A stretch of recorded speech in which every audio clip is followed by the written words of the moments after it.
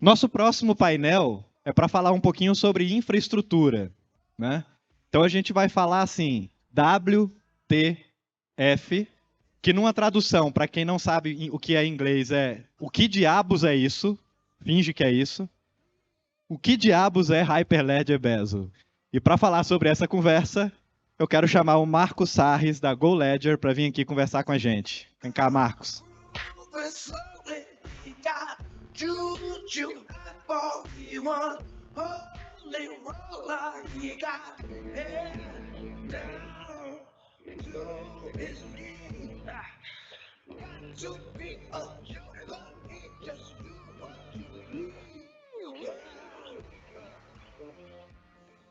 Bem, primeiro agradecer a organização aqui do evento, tá? Que a gente fica bastante feliz em poder estar aqui falando um pouquinho de tecnologia blockchain. Agradecer a AB Cripto, a Fenasbac, a todos aqueles que me convidaram e convidaram naturalmente, né, a empresa GoLedger a poder falar um pouquinho do que raios, né, o que diabos seria, né, essa tecnologia Hyperledger Bezo, agora a mais famosa, né, quem trabalha no mundo do blockchain conhece um pouco dos conceitos que trazem a tecnologia Bezo, que é, na verdade, englobada por uma tecnologia maior de todas, que é o próprio Ethereum. Tá? Ethereum é uma dos ambientes, das tecnologias, dos protocolos mais conhecidos hoje no mundo de cripto. Tá? E a gente vai aqui falar um pouco, né, desse modelo de negócio. Eu sei que aqui tem muita gente da área de negócios, mas antes eu queria, então, me apresentar. Aqui. Onde é que eu aperto? Opa, passei, voltando. Maravilha. Pessoal, assim, eu queria começar aqui de trás para frente. Eu sou um programador. Essa é a base do meu conhecimento. É aquilo que eu faço já desde que eu me conheço por um profissional. Por isso eu queria avisar que essa apresentação vai ter alguns conceitos técnicos relacionados não apenas à tecnologia Ethereum, tá? Mas principalmente também depois a gente vai trabalhar nesse conceito que é o próprio Hyperledger Bezo. Como eu falei, o Bezo agora é bem conhecido porque vai ser o ambiente, vai ser a infraestrutura no qual vai se basear o real digital. Tá? O real digital vai estar ali pendurado nesse modelo. Além disso, tá? Durante os anos de 2021 e 2022, eu fiz parte da liderança do capítulo Hyperledger no Brasil. O Hyperledger, eu vou explicar um pouquinho mais os detalhes da fundação Hyperledger. Sou CEO da empresa GoLedger e também dou aulas na PUC Minas sobre plataformas Hyperledger e desenvolvimento de dApps utilizando a tecnologia Hyperledger Fabric. Passei de novo.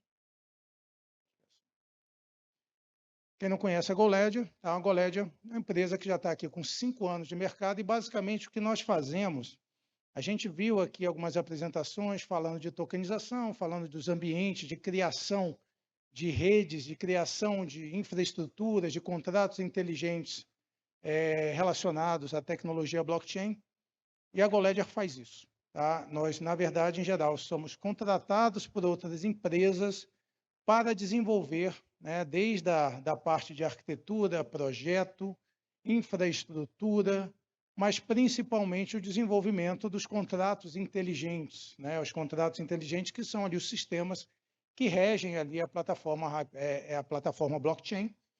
E nós, especializados, né, o grupo, a Fundação Hyperledger, fornece diversos artefatos e nós temos especialização especialmente em Hyperledger Fabric e Ethereum com Hyperledger Bezo, tá? É onde a gente se debruça ali boa parte dos nossos trabalhos. A GoLedger é uma empresa estratégica de defesa, tá? Certificada pelo Ministério da Defesa, e também somos membros da Fundação Hyperledger. Hoje são mais ou menos em torno de 80 empresas no mundo e nós fazemos parte disso aqui no Brasil. No Brasil, se não me engano, são duas, somos nós e o CPQD. Algumas das nossas entregas que nós temos feito ao longo dos nossos tempos, alguns clientes de renome, como o Petrobras, Banco do Brasil, Eletrobras, ANAC, Cateno, mas eu particularmente, quem me conhece sabe que eu me orgulho muito, a gente também tem na nossa linha de ofertas e entregas alguns clientes de menor porte, startups que às vezes querem colocar mais valor nos seus projetos, utilizando ali a tecnologia blockchain. Tá? Tem algumas aqui, como por exemplo, empresas da área de logística reversa, aonde os clientes que as contratam questionam a garantia, a confiabilidade dos seus sistemas internos. E ali que, de repente, uma startup pequena começa a ver vantagens em colocar as suas informações em blockchain, talvez até mesmo colocar tokens disponíveis para que tenha ali a maior índice de confiabilidade e também maior valor dos seus ativos digitais. Ao longo desses anos, a gente conquistou aí diversos projetos e temos realizado cada vez mais, e todo dia é um dia de nova pesquisa. Tá? A gente tem dentro da empresa, além das áreas de entrega, as áreas de pesquisa que estão evoluindo a cada dia que passa. Blockchain não é uma coisa só. Blockchain tem evoluído, tem diversos tipos, diversas variantes e diversas evoluções que vão vir para colocar cada vez mais vantagens na tecnologia que já se comprovou ao longo desse tempo. E essa é uma parte importante, tá? Tanto em relação a qualquer tipo de projeto em blockchain, a gente costuma dizer que a gente não vai ali vender em blockchain. O blockchain tem algumas características específicas, em especial de confiabilidade, rastreabilidade, auditoria, assinatura digital, imutabilidade do histórico, tudo aquilo que, de repente, quando a gente entra em uma determinada empresa, a gente começa a tentar entender aonde que algumas dessas características vão fazer diferença. Às vezes a gente vai em alguns projetos, né, e encontra, por exemplo, e-mails sendo enviados, dentro de processos importantes que ainda usam planilhas Excel recebidas por e-mail, ou aqueles robôs que têm que ligar e ficar transitando informações entre diversos bancos de dados, muitas vezes com diversas falhas, e ali que a gente começa a pensar em um barramento distribuído utilizando ali a tecnologia blockchain, tá? Seja ela em qualquer tipo de plataforma que a gente queira instanciar, tá? Principalmente, como eu falei, para realizar ações relacionadas à auditoria, integração, rastreabilidade ou tokenização. Então, ao invés aqui eu vou falar bastante da tecnologia em si e falar dos detalhes dessa tecnologia, mas no final do dia, o que a gente quer, né, ao final ali, pegar todas aquelas ações realizadas dentro dos blocos, com as transações assinadas, no final é isso aqui. Tá? No final, é verificar aonde eu posso melhorar uma auditoria, fazer uma auditoria proativa, melhorar a integração dos meus projetos, dos meus sistemas legados, integrar meu sistema com o sistema de outros parceiros, ou fazer um consórcio determinado a uma determinada ação, fazer a rastreabilidade de algum tipo de ativo, ou fazer a tokenização. Tá? Depois eu vou falar aqui de alguns projetos, é claro que a gente vai falar de casos de uso que utilizam a tecnologia Hyperledger Bezo, tá? Falar alguns dos nossos casos de uso também, para poder realizar essas funções. E aqui, a gente viu, quando o Banco Central divulgou, né, o uso da infraestrutura do cliente Hyperledger Bezo, isso daqui, na verdade, vem embasado por uma plataforma, por uma empresa, na verdade, por uma fundação que realiza esse apoio, principalmente utilizando alguns princípios muito importantes. O primeiro deles, código aberto. Existe como para cada plataforma, para cada artefato, para cada sistema que a Fundação Hyperledger provê, existe uma comunidade que está dando manutenção, que está gerenciando, que está comitando o código, que está dando suporte dentro daqueles artefatos. E é ali que quem está utilizando, e eu falo isso porque a GoLedger, a base da GoLedger é toda em cima das dos artefatos fornecidos pela Fundação Hyperledger, que ela antigamente era um braço da Fundação Linux, da Linux Foundation, mas hoje ela está praticamente voando por conta própria, através de uma fundação específica.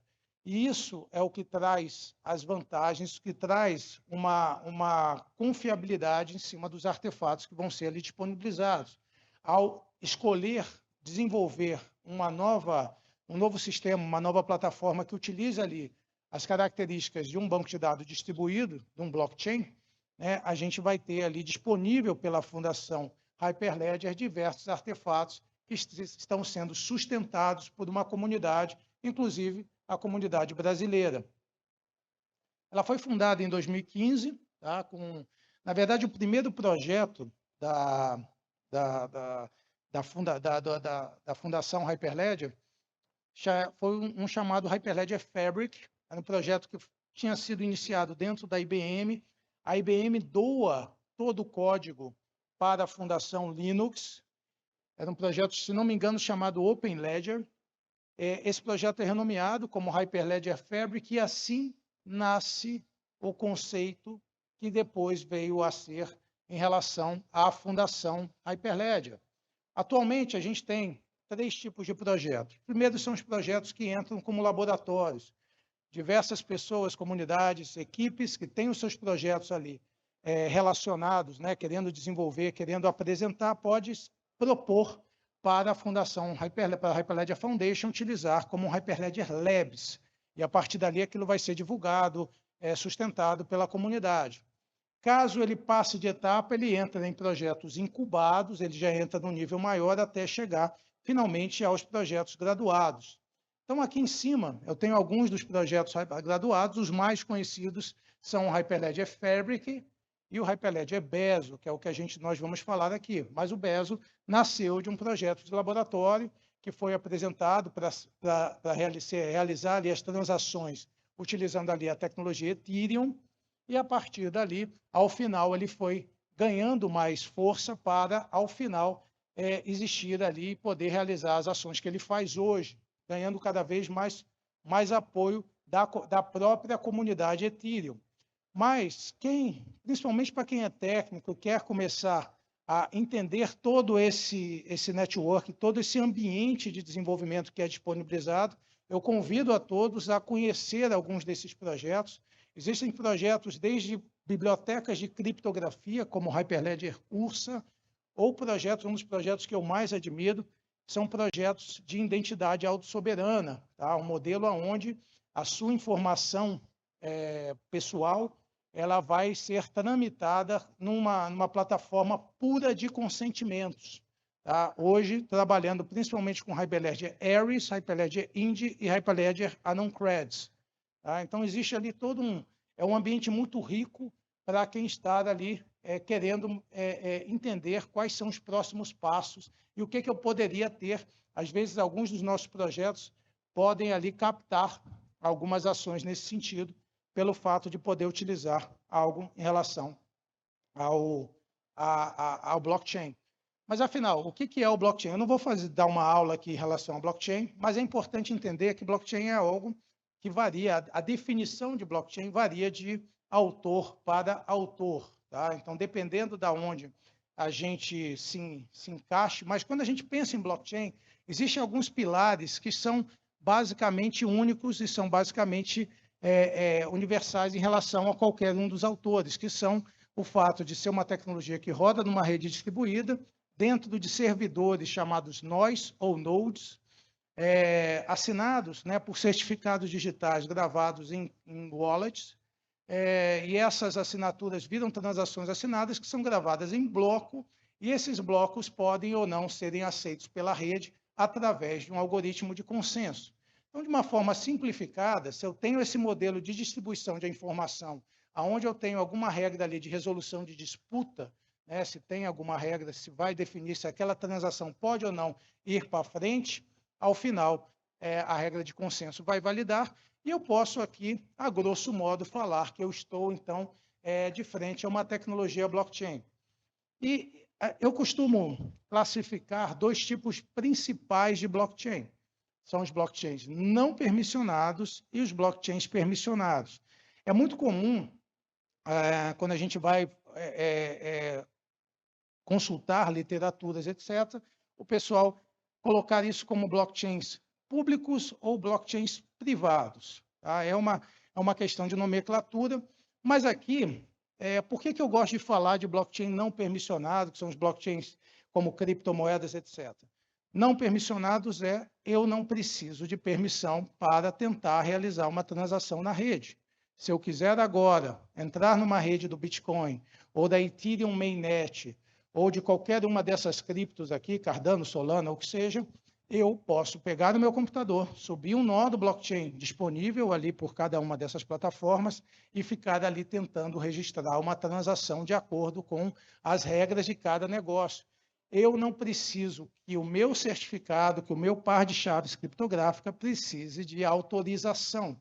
Essa é a principal modelo quando a gente pensa em sair ali, principalmente do modelo público ou modelo privado, ou modelo não permissionado e modelo permissionado. Tá? Então, só para vocês saibam, a GoLedger é bastante especializada nos blockchains permissionados, que são aqueles que vivem muito ali em torno do mundo corporativo ou do mundo regulado.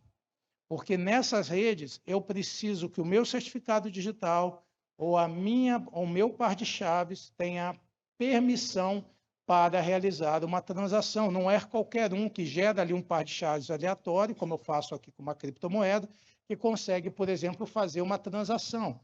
E a partir dali isso se torna bastante interessante, porque eu começo a pensar em colocar projetos que fazem sentido dentro de um conceito, dentro de um grupo de organizações, dentro de um consórcio, dentro do ambiente de regulação, aonde eu quero que um determinado processo esteja sempre trabalhando da mesma forma digitalmente, independente de onde ele esteja sendo executado.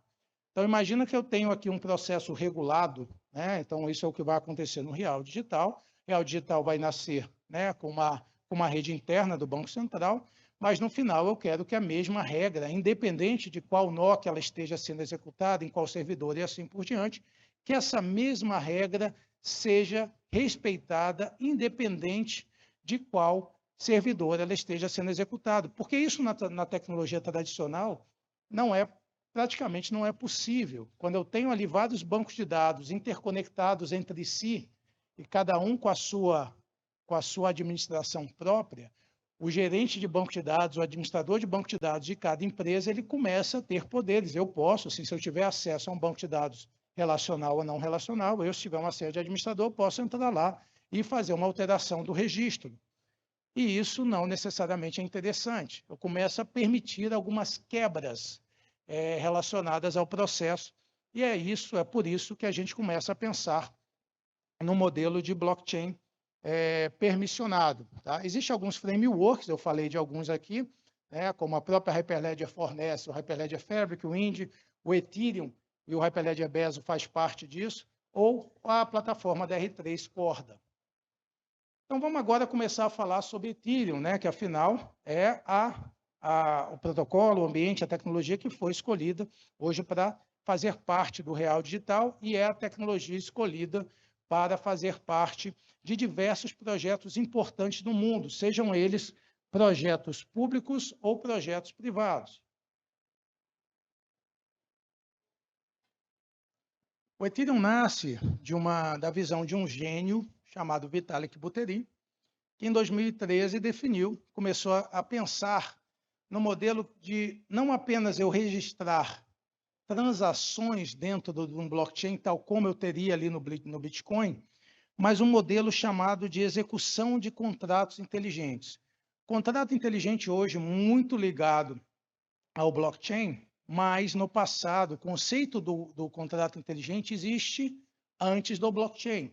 O conceito do contrato inteligente é uma forma que o pesquisador que definiu esse termo, Nick Szabo, ele dizia que era necessário, com artefatos criptográficos, realizar a garantia de que um determinado programa fizesse o que ele diz fazer. A gente, recentemente, teve várias questões relacionadas a verificação de código-fonte, se de repente um determinado código-fonte for alterado, etc., sem querer criar polêmica, ali a gente começava a pensar nos conceitos de contrato inteligente, o que me garante que aquele sistema que eu vou usar, seja um sistema financeiro, ou um sistema de registro de documento, ou um sistema de votação, está realmente com código inalterado. Então, ali a gente começa a ter essas ações, e foi ali que o Vitalik decidiu criar um modelo onde ele utilizava ali um conceito da tecnologia blockchain para realizar ali uma máquina virtual Turing completa, com execuções de contratos inteligentes dentro do ambiente Ethereum Virtual Machine, ou EVM. Tá? Vou fazer uma piada infame aqui. A gente teve uma palestra sobre EVM ou não EVM, então aqui eu estou falando que a EVM de verdade é a Ethereum Virtual Machine. Então, isso daqui, esse componente é exatamente dentro da tecnologia Ethereum, ele é fundamental, porque é nele que nós vamos ter a execução dos contratos inteligentes dentro da tecnologia Ethereum. Tá? Tem vários algoritmos de consenso, eu vou passar por eles com mais um pouquinho de detalhes depois. Em uma governança distribuída, o Ethereum tem várias atualizações, principalmente na sua rede principal, na mainnet, e é a segunda maior capitalização em cripto. O modelo de Ethereum, eu tenho alguns tipos de nodes para poder realizar as minhas ações. Os principais são aqueles que fazem parte do consenso. O consenso dentro de uma rede blockchain é onde eu vou definir qual bloco que vai ser registrado ou não.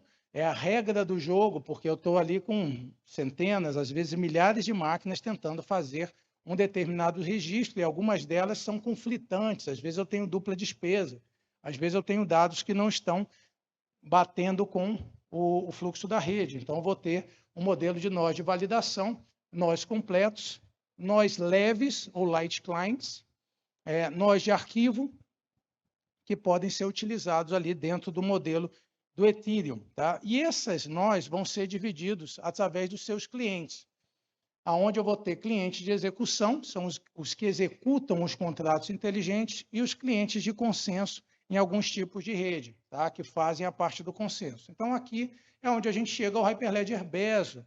O Hyperledger Bezo, dentro da tecnologia Ethereum, ele é um cliente de execução. É ele que recebe as transações assinadas e fazem ali esse modelo para que ele possa tramitar, criar as transações que vão para dentro dos blocos. Tá? Isso é feito através, esses nodes de cliente de execução, existe uma comunicação com aplicações externas, que nesse caso aqui são chamadas de DApps, né? Ou seja, Distributed Applications, né? Ou seja, aplicações que vão se comunicar a um dos nodes de execução e vão pedir a execução de um determinado ponto do contrato inteligente. Essa é uma das grandes partes interessantes do Ethereum. O Ethereum, quando você grava um contrato inteligente, ele fica como se tivesse ali um grande marketplace de contratos inteligentes abertos, aonde basta você assinar uma transação e pagar um FII em criptomoeda para realizar essas ações. E ele tem algumas dessas questões, onde a gente vai ter dentro de um cliente de execução uma EVM, a camada de consenso para definir se pode ou não criar o bloco, e, claro, a rede distribuída, uma camada de rede para se comunicar com os outros nodes e, a partir dali, fazer a mágica do Ethereum. Tá? Cada um desses nodes ele possui uma identificação, cada node, seja Hyperledger Bezo, qualquer um deles, eles têm um par de chaves associado, um par de chaves criptográficos que o identificam, e é possível ali colocar, eles têm um endereço, né, que é um hash das suas chaves públicas, para serem identificados, e a comunicação, quando a gente cria ali uma aplicação, um DApp, né, seja aí uma aplicação mobile ou uma API que vai se comunicar com qualquer um desses nodes, ele vai utilizar, em geral, o protocolo JSON RPC para executar transações ou realizar ali pedidos e fazer uma query no Ledger. Então, aqui a gente tem um detalhe do que seria o bloco do Ethereum. Isso daqui é como se fosse um derivado do Bitcoin. O Ethereum nasce do Bitcoin e ele tem aqui algumas ações bem interessantes, né? Primeiro, né? Se a gente olhar o Bitcoin ele tem uma árvore de transações e só. Já o Ethereum, ele traz ali duas ações, duas novas listas, né? No caso aqui, árvores, relacionadas às transações, que é a árvore de recibo, mas principalmente a árvore de estado, que é a árvore que vai fazer ali toda a gestão dos contratos inteligentes dentro do Ethereum, através de um conceito chamado árvore de Merkle. Eu não vou entrar aqui muito nos detalhes do conceito base da árvore de Merkle, mas isso daqui é uma das partes mais importantes da maioria dos blockchains. Tá? A árvore de Merkle é onde eu consigo colocar provas criptográficas sem precisar ter muito poder computacional, nem ter a informação em claro. Então, se eu quero saber se existe uma determinada transação dentro de um grupo gigantesco de transações, eu consigo, de uma forma muito rápida e muito eficiente, utilizando essa árvore de Merkle aqui, para realizar essas ações. Isso é feito no Bitcoin. No Ethereum é feito de uma forma um pouquinho diferente, que é chamada árvore de Patricia Merkle Tree, ou árvore de Merkle Patrícia, que basicamente é o acrônimo de Practical Algorithm to Retrieve Information Coded in Alphanumeric, que, na minha opinião, é um grande esforço para colocar o nome Patrícia na árvore de Merkle.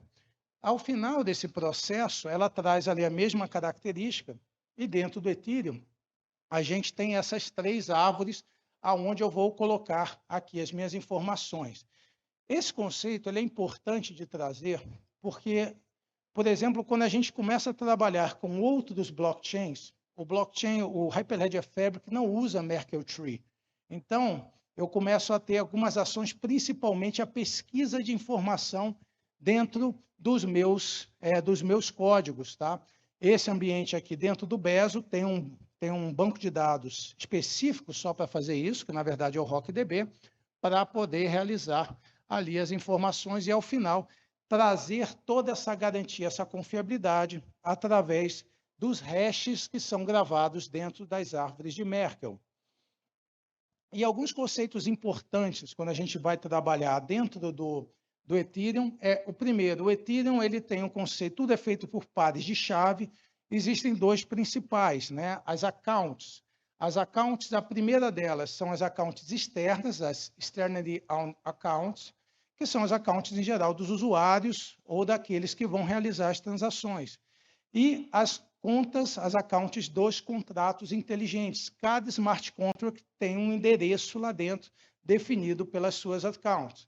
E dentro do Ethereum eu tenho dois tipos de transação. A transação de cripto normal, que é a Ether Transfer Transactions, e eu tenho também as transações relacionadas à execução de contrato.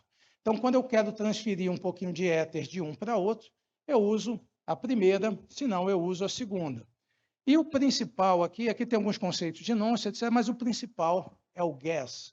E o gas, para mim, é uma das grandes maravilhas que a tecnologia Ethereum, que o Hyperledger Bezo suporta, trouxe para a gente, que é o modelo onde eu tenho um contrato inteligente dentro ali disponível, todo mundo consegue ver quais são as suas informações, seus argumentos de entrada, os seus métodos, e se eu quiser executá-los, eu pago um pouco em cripto. Tá?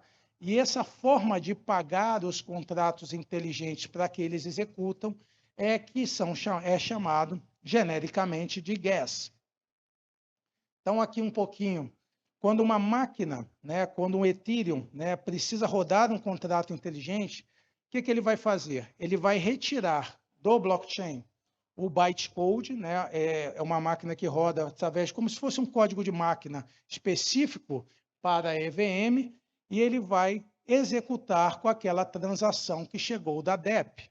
E a partir dali é onde ele vai verificar quanto de dinheiro que você colocou, quanto de gas que você aplicou, para verificar se você pode realizar aquela ação e fazer, por exemplo, uma transferência de um token, ou fazer execução de uma NFT, ou transferir propriedade de NFT. Tudo isso é feito através desse modelo, utilizando ali a arquitetura da EVM. Tá? A EVM tem um modelo de tudo incompleto, ou seja, ela processa ali de forma determinística e sequencial para que você possa realizar essas ações. E ela tem uma das questões que também, para mim, eu acho uma das mais interessantes. Ela tem um ambiente de memória que também custa. Tá? Se eu quiser gravar algo dentro, relacionado ao contrato, eu vou utilizar esse conceito aqui de contract storage, tá? Que é onde eu vou pegar, eu quero gravar uma determinada informação e eu vou chegar e falar, olha, eu preciso gravar tantos bytes num array, numa string, num número, e a EVM vai me alocar um espaço tal como se faz num disco, num SSD ou num HD, onde ele tem que achar ali o espaço de memória e alocar, e você vai pagar por isso. Por cada pedacinho que você, cada slot, são vários slots de 32 bytes, cada slot que você grava aqui, você paga por isso, tá? Você tem ali um gas relacionado.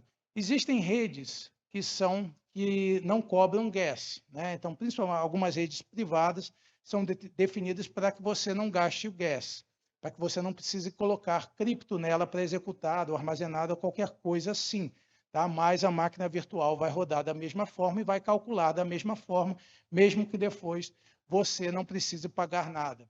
Então, ao final, quando eu quero fazer uma transação dentro do Ethereum, a primeira coisa que eu tenho que fazer é que um DEP execute ali, assine uma transação com uma IOA, envie para um Node, esse Node vai subir a EVM, vai verificar se tem a quantidade de gas suficiente de acordo com a rede, vai executar o smart contract que, no final, vai colocar essa transação numa memória temporária chamada mempool, dentro de um validador que faz parte ali da rede de consenso.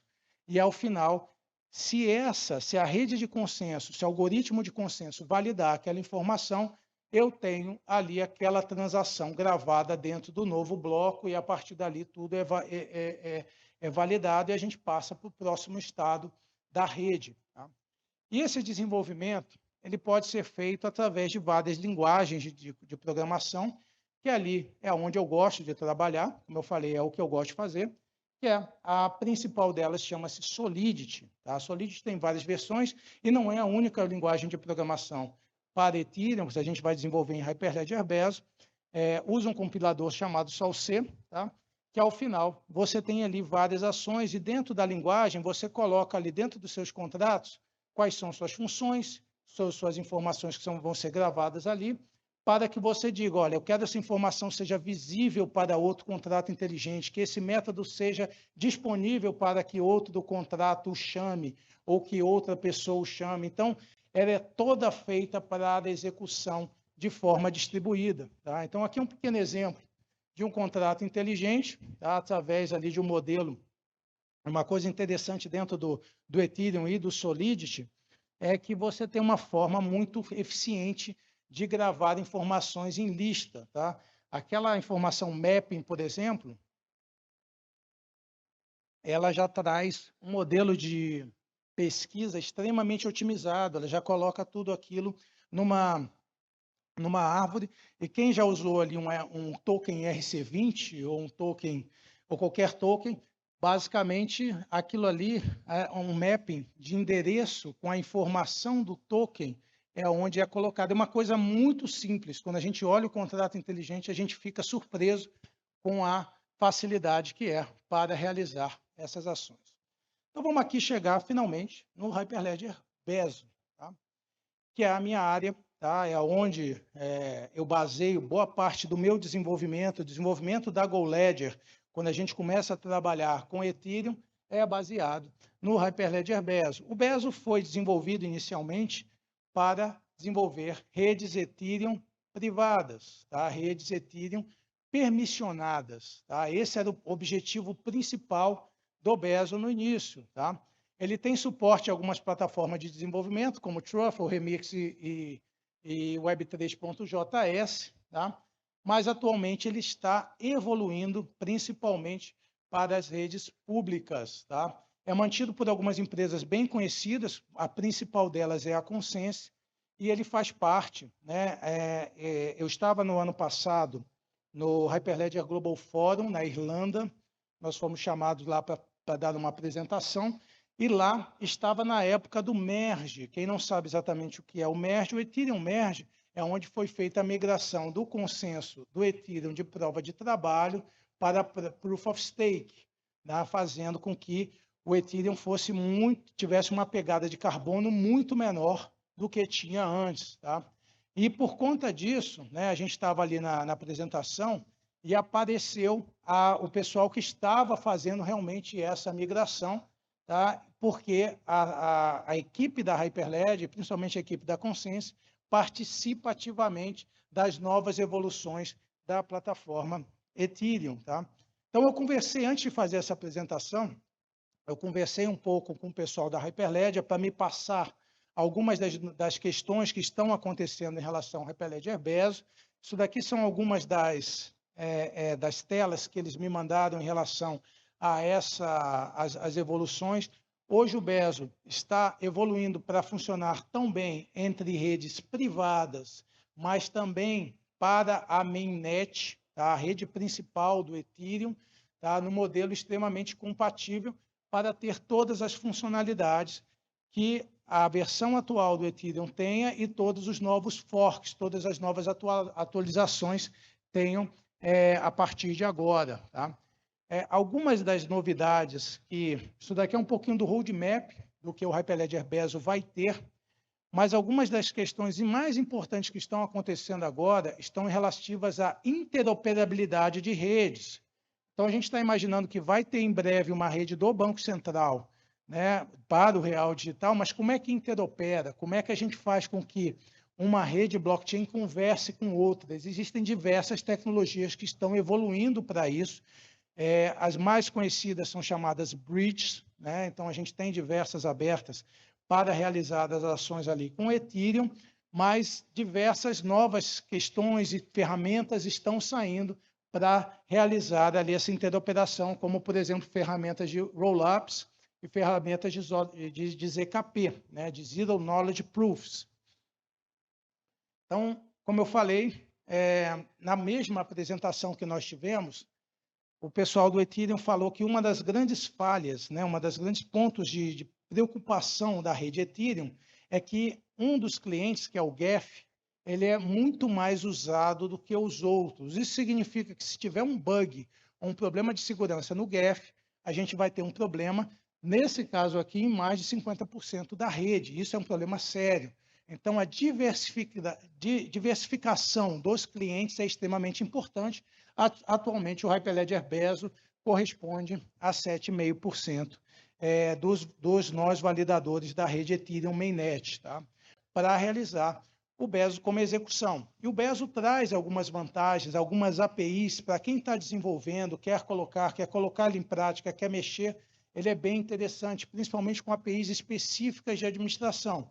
Então, quando a gente passa isso para a turma técnica, imediatamente, além das APIs disponíveis do próprio Ethereum, algumas APIs de administração vão estar disponíveis para poder fazer uma gestão mais eficiente, tá? Principalmente para as redes privadas, onde a gente tem um modelo, se estiver ali dentro da rede pública, tem um modelo também bem específico para isso. Tá?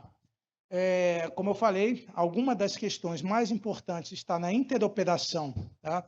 Entre mainnet Layer 2 ou operações com privacidade. Já existem tecnologias cada vez mais avançadas para a realização de transações privadas em Ethereum, uma das tecnologias chamada Tessera, bastante conhecida, ou utilizando tecnologia de Zero Knowledge Proofs com ZK Snarks para realizar ali as ações de transferência de ativos entre redes. Às vezes eu quero transferir um token de A para B, eu posso realizar essa ação. E se eu quiser criar, né, uma rede, seja com diversos tipos de consenso, isso vai fazer diferença quando eu vou definir um novo projeto, eu tenho que definir ali qual a regra relacionada a isso, eu tenho diversos tipos de consenso disponíveis ali. Tá? Então, eu não vou entrar em detalhes em todos eles, mas isso faz diferença principalmente em relação à questão da possibilidade de elementos maliciosos dentro da minha rede. Então, é onde eu vou perguntar, algum nó pode estar comprometido ou não, e dependendo disso, eu vou utilizar um desses algoritmos de consenso. Alguns casos no mundo, aqui no Brasil, a gente tem uma rede pública permissionada, um projeto com apoio do Banco Interamericano de Desenvolvimento, chamado LACChain, tá? Que tem uma rede permissionada, porém com os nós abertos, tá? Por isso pública, aonde qualquer um pode chegar lá e verificar e fazer parte da rede, mas vai precisar de permissão para entrar, chamada LACChain. Essa rede baseou uma rede aqui no Brasil, chamada RBB, que é a Rede Brasil Blockchain, uma rede com apoio do BNDES e do TCU, trabalho fantástico das equipes. Nós também temos aqui o consórcio de Blockchain for Energy, que faz uma parte aqui de gestão de segurança e infraestrutura. O Correio Italiano utiliza um programa de benefícios utilizando o Hyperledger Bezo. Alguns modelos de transfer, de utilização de cripto para fazer equivalência ao dólar já estão disponíveis, os principais aqui, Publicmente e IOCash, e alguns casos no mundo relacionados a CBDC, né? A BIS, que é o Bank of International Settlements, está fazendo aqui um projeto de interconexão de CBDCs, e a gente tem, né, o Banco Central da Noruega e o Banco Central do Brasil realizando ali testes de moeda digital eletrônica, no nosso caso aqui mais conhecido, tá, o Real Digital. Se vocês quiserem ver também alguma questão técnica, a GoLedger tem um canal da GoLedger, inclusive o último vídeo nosso é sobre interoperação entre duas chains, uma rede Hyperledger Bezo e uma rede Hyperledger Fabric. Basicamente, entrar no YouTube, digitar GoLedger, vocês vão me encontrar lá falando um pouquinho disso, alguns conceitos negociais e técnicos. Tá? Pessoal, muito obrigado, era essa a mensagem que eu queria passar para vocês. Deixa eu aproveitar. Eu vou aproveitar um minuto para o Marcos e fazer uma pergunta que ele não tem resposta. Não tendo a resposta, por que você acha que o Banco Central escolheu o Hyperledger Bezo?